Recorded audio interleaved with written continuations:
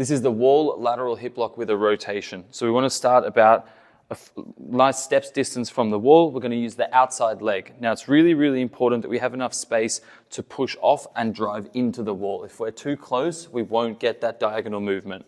So I'm going to start with my foot facing forward, and the forefoot has to stay forward. The toes have to be facing forwards the whole time because we want to be able to get plenty of rotation through the foot as a result. What I'm going to do is I'm going to bend this knee. I'm going to reach this leg down and back across. So I get a huge stretch through this arse cheek. My pelvis is turned in. So you can see that this hip's a lot higher. I'm going to push up through the big toe joint here, and at the same time, I'm going to drive this knee up and rotate with my pelvis towards the wall.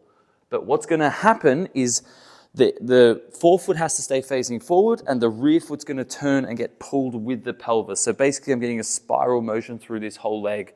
And we want that because that's going to drive more external rotation and abduction and extension through the hip, but it's also going to give us more eversion through that foot, particularly through the rear foot. So we go back, I reach nice and long, get a big stretch. Remember, this hip is higher. I'm going to push up through the big toe joint and at the same time drive this knee up as I lift this knee up and turn the pelvis to the wall.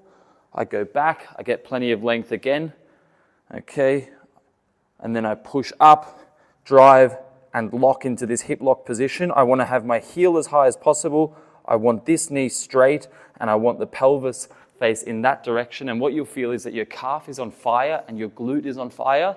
And as I said, we're working on hip extension, external rotation, abduction, and we're also getting plenty of good work through that foot to drive it into eversion at toe off.